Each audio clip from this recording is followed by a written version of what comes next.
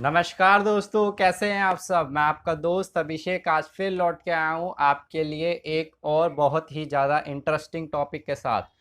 तो दोस्तों, जैसे कि हमने पिछली वीडियोस में हमने एक बात करी थी। पहले तो हमने बताया था वात पित्त कफ क्या होते हैं, और फिर उस हर एक के ऊपर बताया था कि वात पित्त कफ की जो प्रकृतियाँ होती है उसके अंदर बॉडीज कौन कौन सी तरह की बॉडीज आती है और उनके क्या क्या सिम्टम्स होते हैं, जिन सिम्टम्स को देख करके हम ये पता लगा सकें कि भाई ये जो इंसान है इसकी बॉडी वात कैटेगरी में आती है या इसकी बॉडी पित्त में आती है, कफ कैटेगरी में आती है।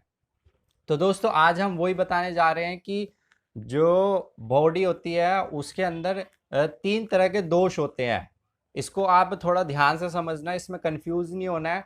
जैसे कि वात पित्त और कफ, ये तीन दोष होते हैं जिनको त्रिदोष कहा जाता है। ये हर किसी की बॉडी में मौजूद होते हैं, पर इन तीनों में से कोई भी दोष अगर ज़्यादा होता है, जैसे कि एक तो होता है बिगड़ना, एक होता है कि प्रभाव, जिसको प्रधान कह सकते हैं कि प्रधान होता है हर एक बॉडी में।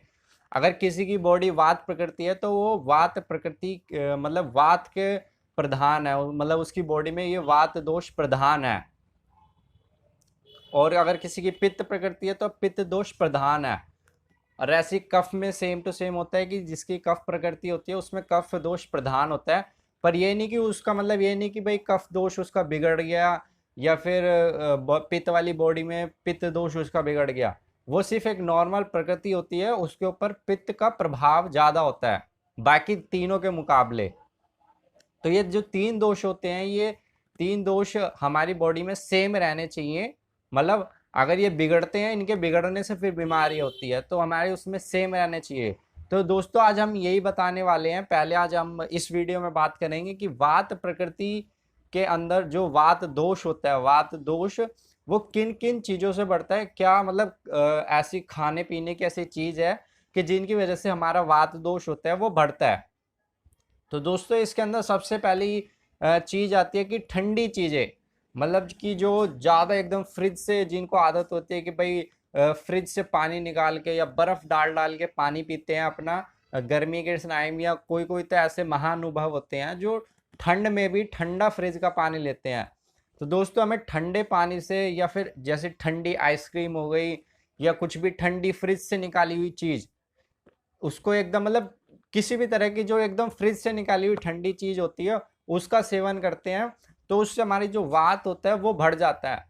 इसलिए अब हमें नहीं करनी चाहिए जो ठंडी चीज़ होती है। इसका एक सॉल्यूशन है। अगर आपको कोई भी फ्रिज से निकाल के चीज़ खानी है या कोई भी ठंडी चीज़ खानी है, तो सबसे पहले आप उसे निकालें और बाहर रख दीजिए। लगभग उसको आधे से पौने घंटा, वैसे तो आयुर्वेद में 48 मिनट्स बताया गया है, तो 48 मिनट्स तक आप उसको बाहर रखें। उससे उसका जो टेम्परेचर हो जाएगा वो नॉर्मल हो जाएगा और उसके बाद आप उसका सेवन कर सकते हैं। तो दोस्तों, दूसरी कैटेगरी है। दूसरी कैटेगरी में आती है हमारी बासी चीज़ें। बासी चीज़ों का मतलब है कि जैसे कि ये जो हमारे वेफर्स हो गए, जिसमें कुरकुरे चिप्स, ये पता नहीं कितने कितने दिनों से बने रहते हैं। देखो, कभी कभी तो आप इसका सेवन कर सकते हैं, मजबूरी में, मजबूरी है, वैसे तो करना नहीं चाहिए। पर अगर आपकी कभी मजबूरी है, आपको कभी ये हो गया कि भाई आपका ऐसी सिचुएशन में फंस गए कि भाई वहाँ पे फूड अवेलेबल नहीं है, तो आप मजबूरी में कर सकते हैं, उसके लिए छूट है। पर अगर आप सुबह शाम दोपहर मतलब खाने के टाइम पे बजाय खाना खाने के इन सब चीज़ों का आप सेवन करेंगे, तो ये आपको बहुत ज़्यादा वात दोष बढ़ा देगा, जिससे फिर आपको आने वाली समय में वात की बीमारियां हो सकती है।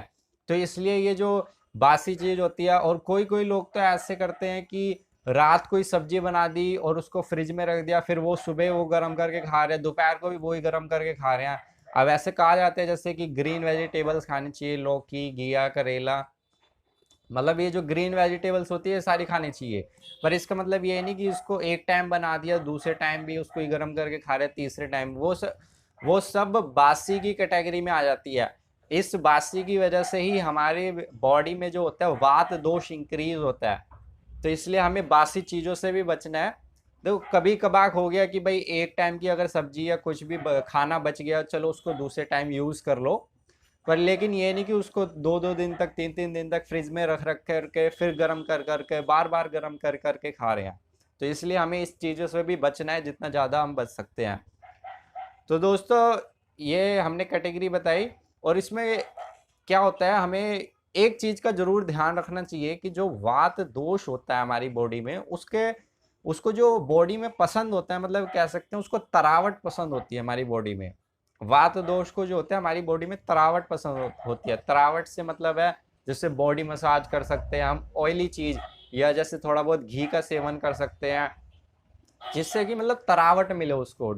और ड्राइनेस, मतलब जो ड्राई होते हैं एकदम से, जैसे ड्राइनेस में, जैसे कि हम तीसरी कैटेगरी में बताने वाला था मैं, कि जो हमारे ड्राई फ्रूट्स होते हैं ये क्या होता है, खुश्क होते हैं। इनको खाने से जो हमारी बॉडी में होता है कि खुश्क चीज, मतलब खुश्क होते हैं तो खुश्की पैदा करते हैं, इससे भी वात दोष बढ़ता है। इसका खाने का तरीका यही है, अगर आपको इनको खाना है तो आप इनको रात को सुबह खाना है तो रात को इनको पानी में भिगो करके रख दीजिए, जिससे सुबह इनकी जो खुश्की होगी वो बिल्कुल मतलब नॉर्मल आ जाएगी, तो आप उसका सेवन कर सकते हो, उससे वात दोष नहीं इंक्रीज होएगा। तो यही चीज़ है, आपको ड्राई चीज़ों से भी बचना। अब ऑयल की मसाज या थोड़ा बहुत घी खा सकते हैं। अब कुछ कुछ लोग होते हैं सब्जियों में बिल्कुल घी नहीं डालते कि भाई हमारा फैट बढ़ जाएगा। अगर आप ऐसा करेंगे उससे भी आपकी बॉडी में खुश्की आएगी, उससे भी आपका वात दोष इंक्रीज होएगा। तो दोस्तों आज हमने बताया कि वात दोष कैसे इंक्रीज होता है, और उसको मतलब तरावट पसंद है तो ऑयलिंग वगैरह करके हम उसको नॉर्मल कर सकते हैं। तो अगली वीडियो में हम ऐसे ही बात करेंगे कि पित्त दोष इंक्रीज किन फूड की वजह से होता है, कौन सा ऐसे खाने जिनकी वजह से पित्त दोष इंक्रीज होता है, और हम उसको नॉर्मल कैसे रख सकते हैं। तो दोस्तों आज बस इतना ही। मैं आपका दोस्त अभिषेक, नमस्कार।